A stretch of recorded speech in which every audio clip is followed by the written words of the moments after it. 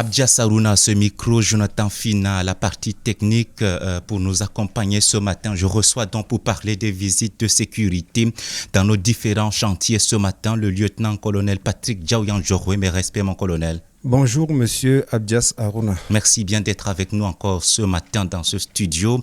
Alors, première question, qu'est-ce que c'est qu'une visite de sécurité, mon colonel? Justement, monsieur Abdias Harouna, la visite de sécurité est une opération qui consiste à noter le maximum de renseignements sur un établissement à partir d'un canevas connu sur le sigle CLIC-DV-CREM. Oui. C'est elle qui représente classement, I, implantation du bâtiment, C, construction du bâtiment, D, les dégagements du bâtiment, B, la ventilation du bâtiment, E, l'électricité du bâtiment, C, le chauffage, R, les risques spéciaux et M, les moyens de secours. Globalement, ça veut dire que si on n'effectue pas ces différentes visites de sécurité, il y a des mesures de répression. Tout à fait. Il y a des mesures des mesures de répression, c'est indiqué, oui. Mais aussi il y a des risques qu'on court. Et oui, on court des risques, les risques d'éclosion des incendies, de leur propagation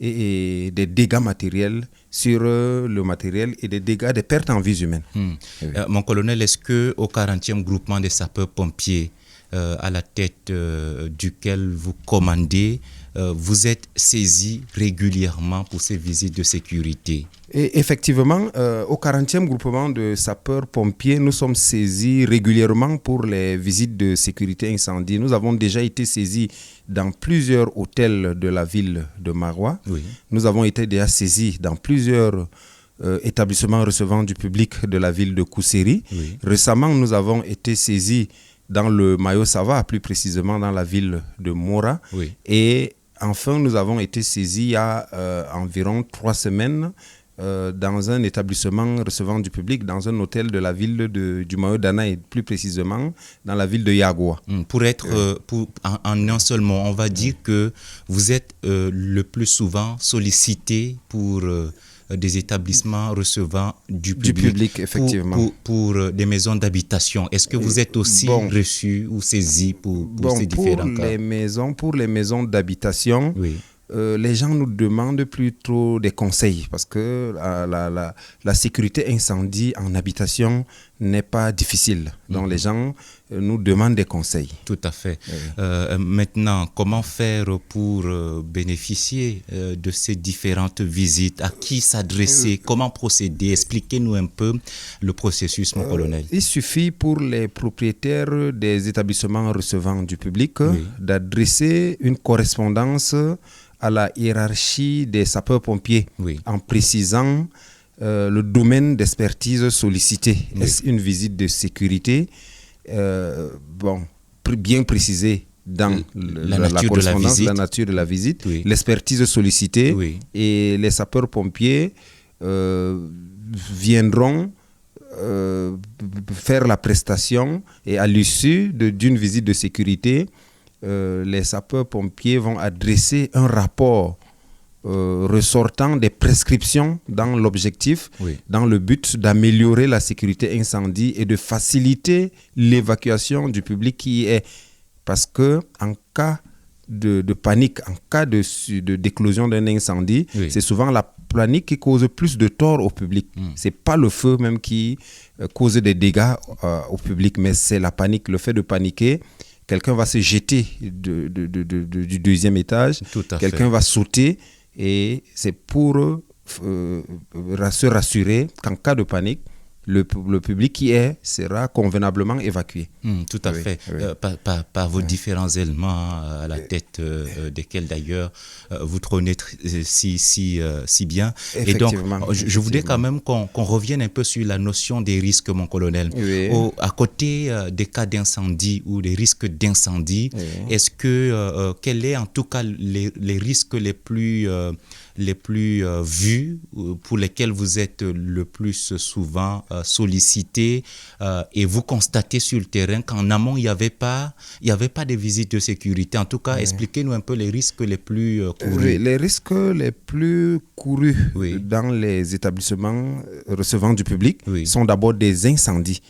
par ignorance, vous allez voir que le feu peut naître parce que le propriétaire utilise des fiches multiprises, par exemple. Oui. En effectuant la visite de sécurité, oui.